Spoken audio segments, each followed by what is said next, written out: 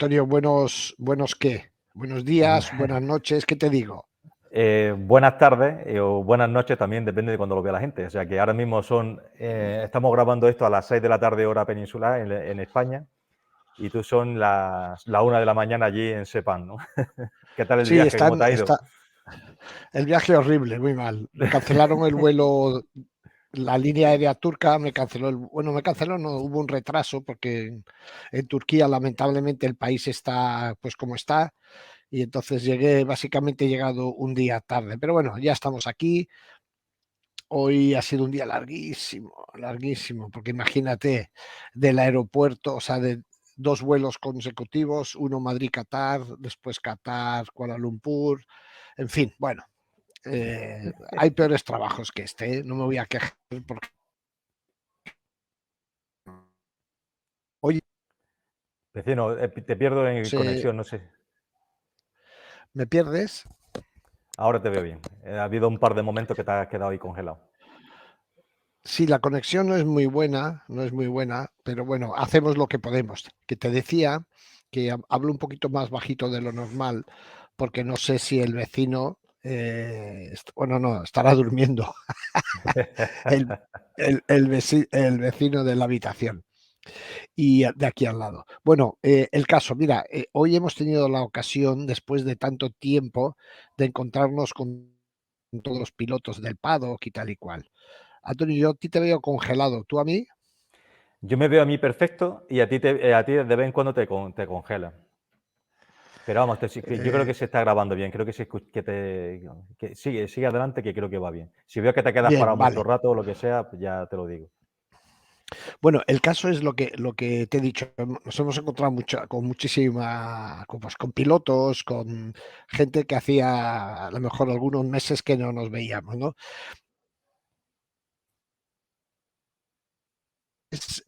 Las ganas de subirse a la moto, ¿no? Están todos que no pueden más. O sea, en el aeropuerto me encontré a Jorge Martín, que fue a recoger a su novia, que llegaba un poquito más tarde que nosotros. Y, O sea, eso quiere y decir que nada, Jorge Martín se ha ido antes que su novia. O sea, se ha ido él, que no tenía por qué haber ido antes, y luego... sí, sí, después ha llegado la novia. Y, por ejemplo, en el caso de Paul Espargaro, ha dejado la familia en casa. Depende cada uno, ¿no? El caso de Paul, no. De Paul, bueno, de Paul sí, pero de Aleix, que es el que suele llevar la familia, la ha dejado en casa porque ya los hijos son mayores, van al colegio y tal y cual y cual. Me ha dicho que sí estarán en Portimao, por ejemplo. Pero bueno, es que están todos menos el caso de Augusto Fernández, que se ha hinchado de dar vueltas. Bueno, mira, nos encontramos también con Dani Pedrosa y Dani nos dijo, dice, mira, ayer acabé muerto, dice, llegué al hotel, me tumbé en la cama y me dormí y me desperté por la mañana. Y dice, porque como el segundo día llovió y no pudimos hacer el trabajo, el último día fue de las 10 de la mañana sin parar hasta las 6 de la tarde. Dice, acabé destruido. Dani no rodará estos 3 días, le pregunté si los pilotos, dijo que no, y ya sabéis lo celoso que es Dani con todo su comunicación, ¿no? Yo creo que él tampoco, que nadie sabe en realidad a cuánto rodó Dani Pedrosa, ¿verdad? Porque Bueno, como fue, muy tarde lo sabremos en Jerez cuando haga el Wildcard. sí, bueno, después él me imagino que estará en Portimao, pero aquí como no puso la célula esta para cronometrarle, pues no se sabe muy bien. Bueno, entonces Dani, pues esto. Y después vino Augusto, y claro, y Augusto él sí que ha rodado eh,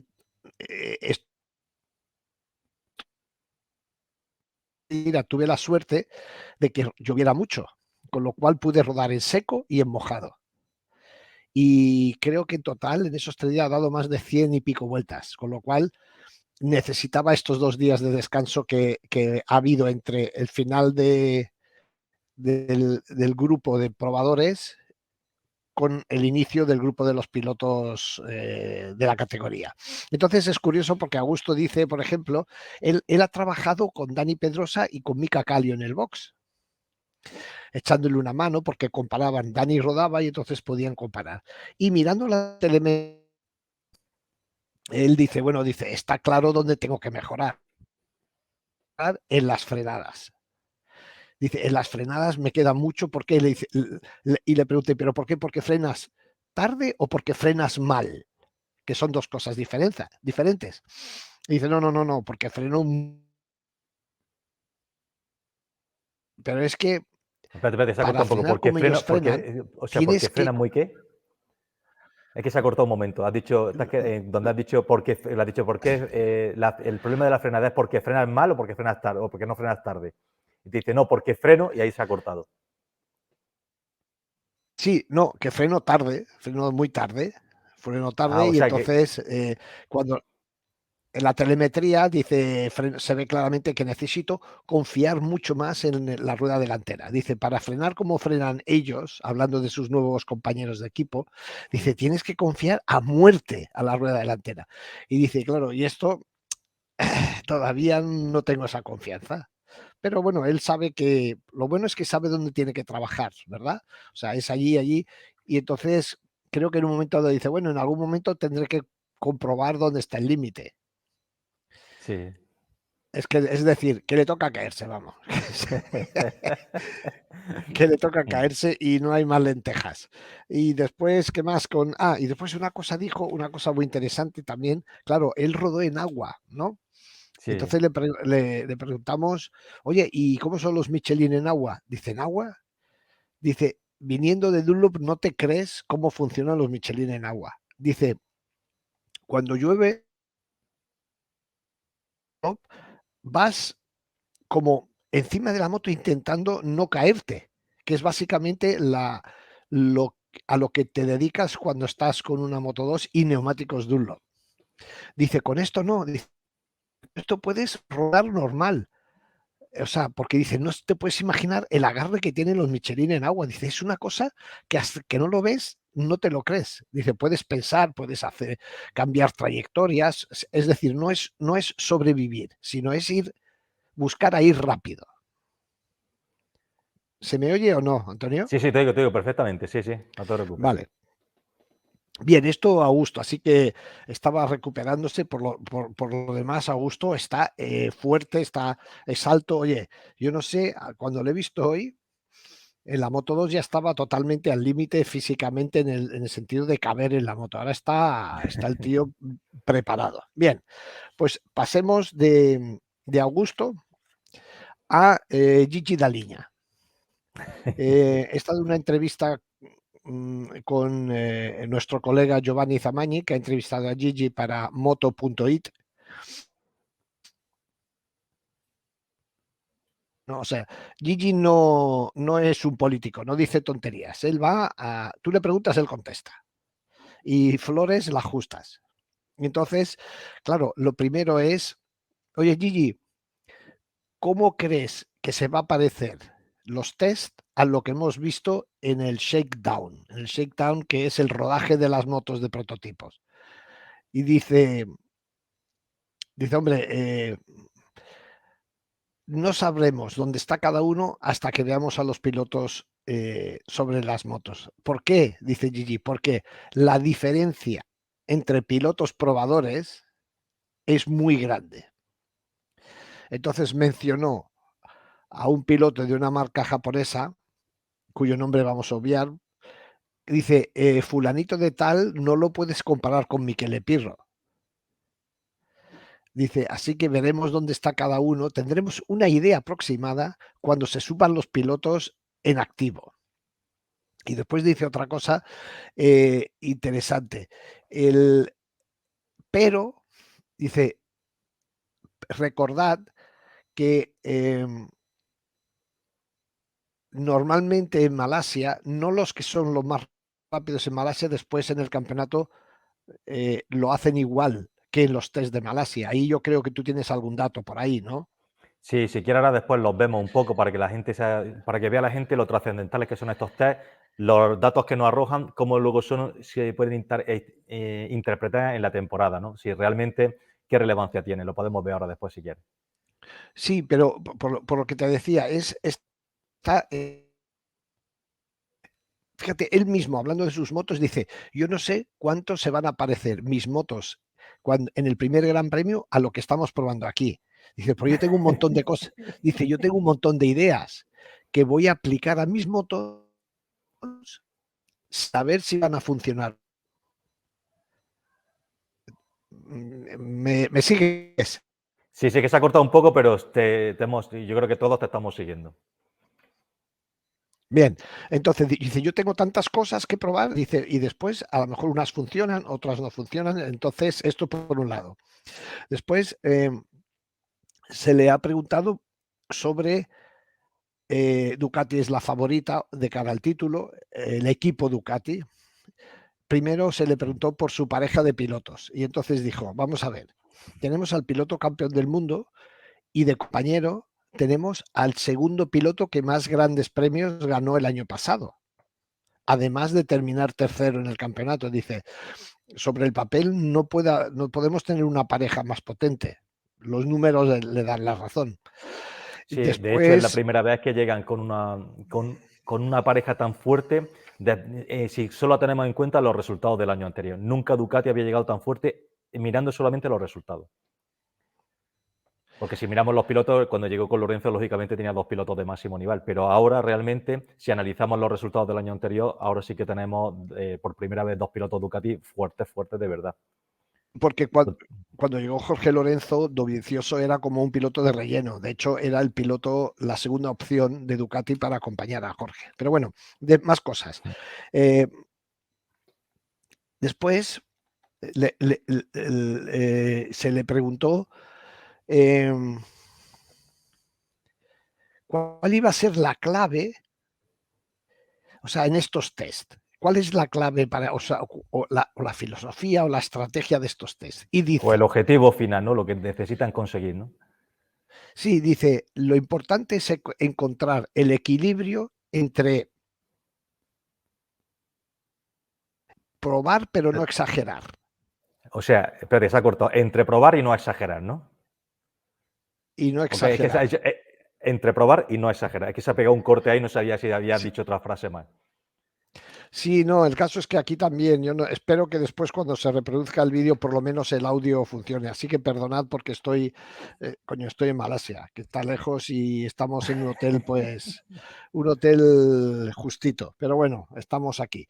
Y entonces esto era porque lo que él aprendió el año pasado, Gigi o Ducati en general, que ahora que tienen la moto más competitiva, tienen que ir pasito a pasito para no perder el paso, ¿no? Esto es otra.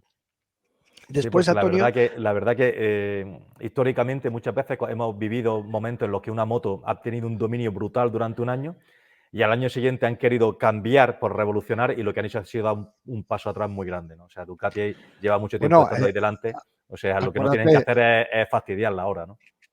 claro, acuérdate que la propia Ducati el año pasado, en el último momento, a sus dos pilotos oficiales, a Miller y a Bagnaia, les cambiaron el motor del año anterior y los otros tres pilotos que tenían teóricamente la ventaja del motor nuevo, que eran Martín, Zarco Y Marini y Marini, lo, lo fastidiaron, pues digo.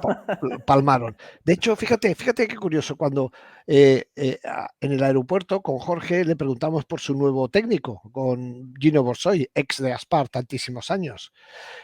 Y me dice, bueno, jolín, por lo menos tenemos a alguien que se aclara. Dice, porque el del año pasado, dice, no tenía ni idea el manager. Dice, de hecho, yo no me hablé con él en todo el año. Te das cuenta cómo hay cosas que no se ven, pero claro, si el piloto del equipo no habla con el manager del equipo, el que gestiona el box, fíjate tú qué ambiente hay. Sí. Bien, y lo último con Gigi. El lío de las presiones. Sabes Sí. que para este año iban a unificar los medidores de presión de los Iban a poner neumáticos. unos sensores, iban a poner los neumáticos, ¿no? Algo así era. Eso es, unos sensores que van pegados a la parte interna de la llanta que van registrando la presión durante las 24 horas. Al final, pues sale como una especie, digamos, de hoja de Excel donde ven cómo se va alternando. y entonces teóricamente Michelin va a dar unos máximos y unos mínimos. Esto lo podéis ver en un vídeo que tenemos de los primeros que hicimos, que era sobre la presión de los neumáticos. Entonces, Michelin va a dar un máximo y un mínimo, pero de momento en las 3 primeras carreras, Antonio, se van a medir, pero no va a ser, ¿cómo te diré yo? No van... A perseguirlo. Sí, él dice que van a, ¿cómo se dice? A ver, van a usar esos datos para ver cómo funcionan los sensores y la evolución de la presión durante los neumáticos. Dice, porque claro, un mínimo, dice, si según Michelin baja de un mínimo, corre peligro de explotar el neumático. Si la presión sube mucho, pierde adherencia. Dice, pero a lo largo de una carrera, por ejemplo, y ahí menciona, si estás en el rebufo mucho tiempo, la presión se te dispara y entonces tú no tienes control. O sea, no es algo que tú quieras, sino algo que sucede por la situación de carrera. No es que tú vayas a buscar una ventaja. ¿Me entiendes? Y entonces, el tema este de los registros de los sensores, supongo yo que será un registro que irá mandando pues, cada vez que pase, no sé cómo, pero lo irán teniendo ellos en vivo y en directo, o será algo que No, no, no, recopilarán no, una no, vez. no. No, no, la telemetría en directo en las motos no existe. Ya Está era por eso, prohibida. digo, porque digo, nada, digo, a ver si el objeto era que si bien que estaban subiendo demasiado la temperatura en un neumático, iban a parar a ese piloto o algo así, tomar No, medidas tan drásticas. el subir no es un problema. El problema es que baje demasiado. Subir lo único que hace que el neumático pierde eficacia. Entonces, y cuando baja es cuando tiene riesgo de que explote. Cuando vas demasiado viejo, sí. ¿Por qué? Porque el neumático roza la superficie con el asfalto es mucho mayor, hay o sea, mayor superficie de rozamiento y eso aumenta la presión y aumenta la temperatura. Bien, el caso es que de momento las 3 primeras carreras se van a hacer esas mediciones, pero solo van a ser a nivel informativo. Y no es seguro, Antonio, que a lo largo de la temporada se vaya a, poner en práctica esa norma de control de la presión. Hay un lío monumental con esto, un lío monumental. Por último, con Gigi hemos hablado del tema de si la tecnología se está comiendo a los pilotos.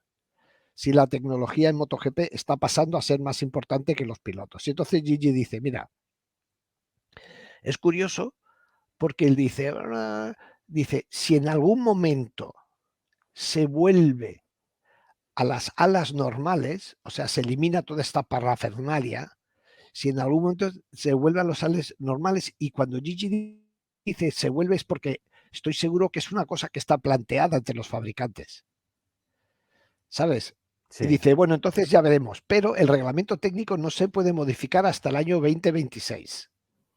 ¿Pero qué quiere decir? Gigi quiere decir que si volviésemos a las alas anteriores, sí que podría ser que la tecnología estuviera muy por encima del piloto. Sí, o sea, quitarle importancia o sí, quitarle protagonismo a la aerodinámica, básicamente. Vale. ¿Sabes? Pero esto, y cuando él dice, si fuera el caso de, es algo que está planteado. Pero bueno, Mm. esto de momento es mirando hacia el futuro.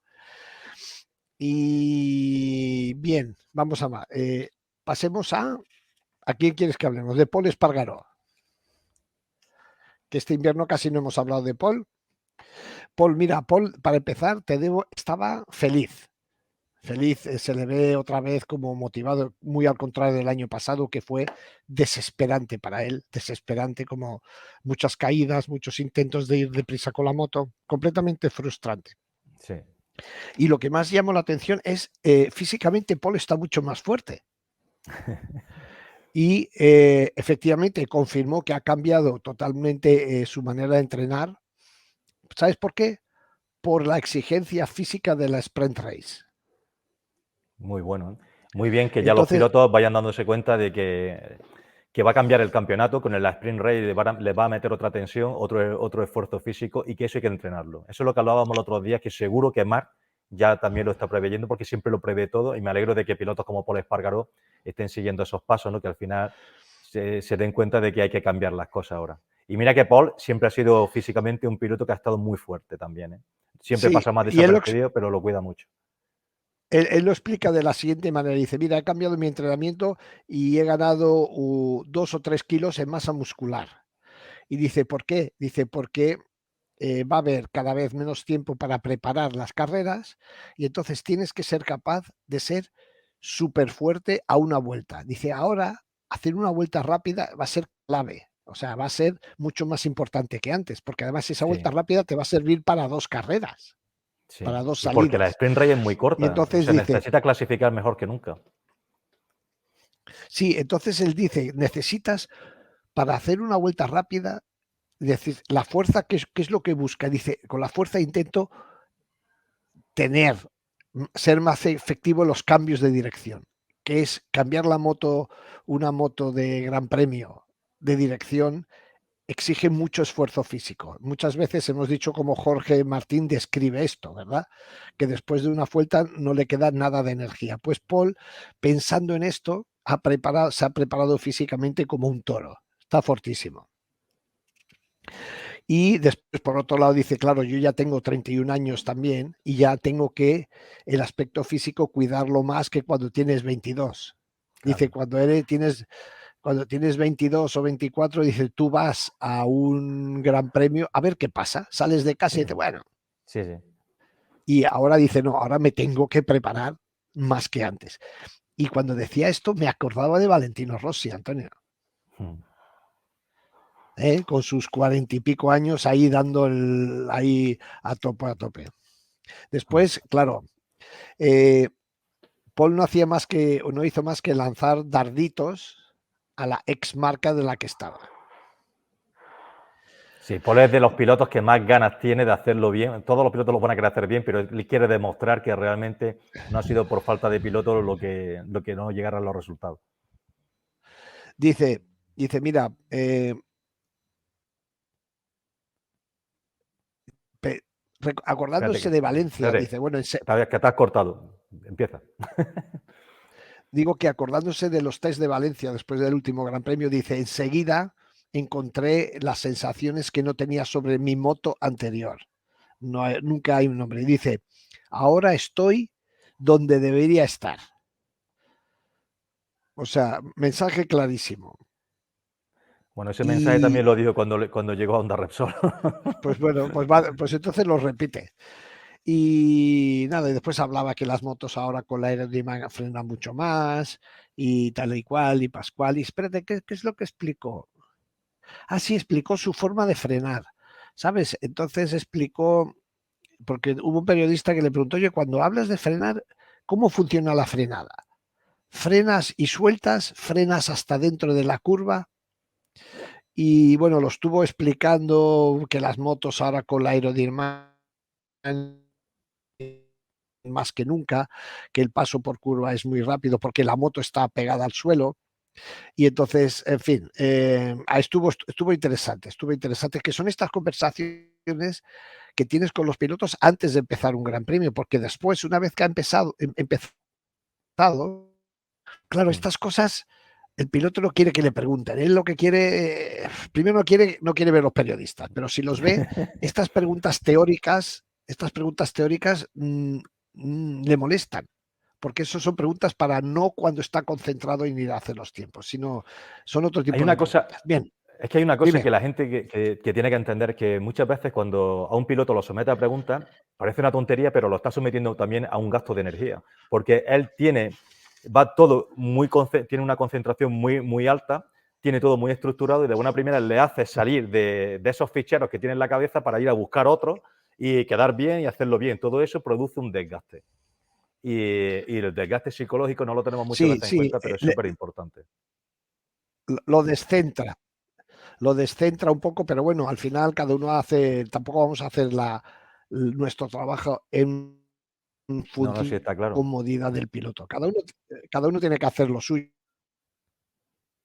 Que estuvimos hablando fue con Raúl Fernández, a quien hemos tenido en nuestro canal y que nada, ha estado muy cariñoso como siempre.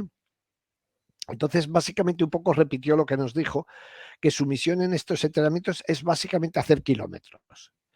recuperar sensaciones y la confianza que perdió el año pasado. En nuestro vídeo decía que sí, que el fantasma de seré capaz de volver a ir rápido surge. Entonces, eso es un poco, dice, tengo que volver a disfrutar encima de la moto, lo que no hice el todo el año pasado. Dice que se va a sentir cómodo porque tendrá a sus jefes mecánicos de Moto2. En fin, cada uno va dando sus pasitos, ¿no? ¿Qué más?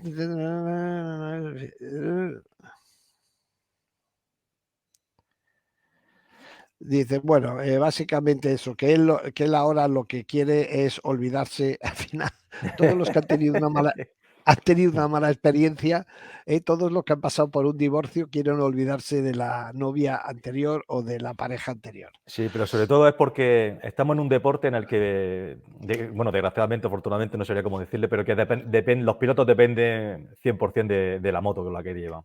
Entonces, realmente Bien, no es como oye, en otro tipo de deporte. Al final, el deportista puede estar peor, mejor físicamente, pasar un peor momento, pero realmente luego al final depende de él sacar su rendimiento. Un ciclista no creo yo que se queje mucho de la bicicleta que tiene y cosas así, ¿no? Pero un motorista sí que tiene el problema de que al final él sabe a qué nivel puede rendir y la mecánica si no se lo permite, porque también hay que tener en cuenta una cosa, ¿no? Que hay muchas veces que la gente dice, es que este piloto con esta moto no va bien y el otro sí va bien. Hay muchas veces que nosotros lo hemos explicado, alguna vez lo hemos explicado como que al final es como si a una persona, a un escritor zurdo, le dices que escriba con la derecha. O sea, escribirá lo mismo, pero tardará más en hacerlo y no le saldrá igual. La letra le saldrá peor y todo esto. Y a veces con las motos pasa lo mismo. Le dan una moto a una persona que pilota de una manera muy distinta a la otra y si fuera al revés también pasaría. Entonces, esas cosas hay que tenerlas muy en cuenta cuando comparamos los pilotos.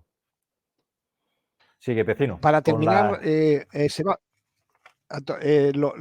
quería hacer un comentario de Augusto, del que hemos empezado hablando, que se me ha pasado y lo tengo aquí en los apuntes, cuando concretamente le pregunté a Augusto si la velocidad de paso por curva de una MotoGP era mayor, inferior o igual a una Moto2. Y entonces me dice, mira, la velocidad, dice, es más o menos lo mismo. La diferencia es a la velocidad que llegas a la curva. Dice, eso es lo que más impresiona. Y fíjate que estamos hablando de un campeón del mundo de Moto2. Dice, la diferencia es a la velocidad que llegas. Sí. Hay Que una dice que cosa es con que, el tema... dime. Perdona, hay una cosa con el tema de... Antiguamente siempre los pilotos cuando saltaban de categoría, sobre todo cuando pasaban de Moto2 a MotoGP, las Moto2, antes de que las MotoGP fueran tan sofisticadas con el tema de la aerodinámica, realmente el paso por curva de una Moto2 es más rápido simplemente porque al tener menor peso, su velocidad por paso de curva puede ser mayor porque tienen menor inercia en la curva. Eso le permite hacer las curvas con mayor velocidad. Y muchas veces los pilotos, cuando subían de categoría, en los primeros test y en las primeras carreras, todavía su cabeza, su mente les hacía ver que podían ir a esa velocidad en mitad de la curva, igual que y con la misma velocidad que llevaban en las Moto2. Hasta que se iban dando cuenta que iban yéndose al suelo porque iban muy por encima del límite que le permitía la MotoGP. Entonces, yo no sé ahora si quizás con tanta aerodinámica esa diferencia se ha neutralizado y ya los pilotos ahí están un poco más perdidos. O si todavía un piloto como Augusto, que acaba de dejar la Moto2, va con ese paso por curva tan rápido porque su mente todavía le dice que puede pasar la curva a esa velocidad. ¿Sabes lo que te quiero decir? Sí, sí, porque él mismo dice, mira, yo estoy ahora mismo como si estuviese yendo a la escuela, estoy aprendiendo. O sea, yo estoy yendo a la escuela y estoy aprendiendo y sobre todo sé, como he dicho antes, dónde tengo que mejorar y dónde están una buena parte de mis tiempos. Frena más tarde, o Sí. sea, echarle más confianza. Bien, para terminar, un par de cosillas. Hemos visto a Marc por el Pado que esta tarde y Antonio, lo que se ve en las fotos es verdad, Está más fuerte macho. todavía. Está como el vinagre, o sea, parece Hulk.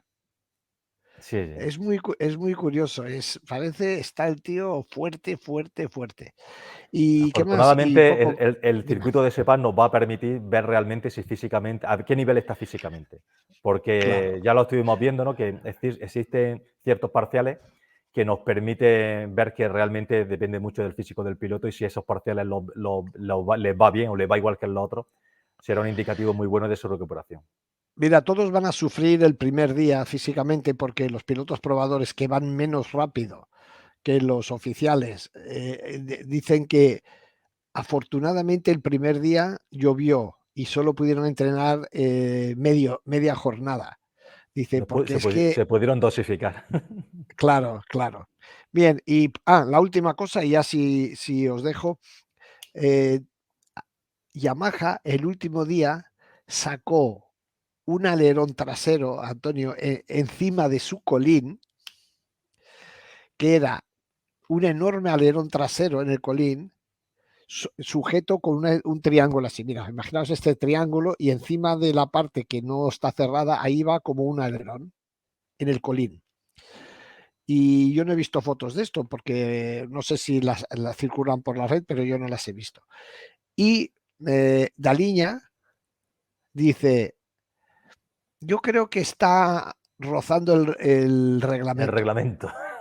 Él dice eso. Y si él dice, yo creo que está rozando el reglamento, seguro, 1000%, que ya ha puesto alguna reclamación lo de Yamaha. Sí. Y nada más, Antonio, ¿me oyes por ahí? Sí, te oigo, te oigo. Bien, pues Nada, decir solamente una cosa, que nada, el año pasado el quedo por piloto más aquí, rápido... voy a Espérate, subir ¿me ahí. escuchas? Espérate, ¿me oyes? Sí, Sí, nada, sí. solamente comentar que el año pasado, por ejemplo, el más rápido de los test fue Bastianini, que pensábamos que era algo de flor de un día y sin embargo luego pues ganó la primera carrera y en las primeras 5 carreras ganó tres grandes premios. O sea que realmente era un piloto, no sé si los primeros 5 los primeros 6, pero ganó 3 grandes premios al principio de temporada, viniendo a mostrar que realmente lo que los vimos en los test no fue flor de un día. Y curiosamente, por decir otra curiosidad, Muy el año bien. pasado, Dime.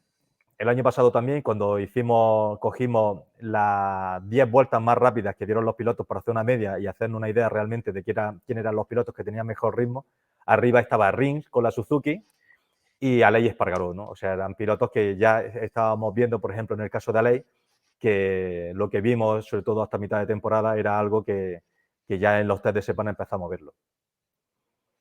Bueno, pues O veremos si sea, este año simplemente... este perfil se repite o no. exacto, sí, Antonio, sí. te dejo que son las, ni sé qué, a ver Venga, qué es, la 1:30 de la mañana. Chicos, venga, nos hablamos mañana. Venga, venga, hasta hasta la luego. próxima, hasta luego.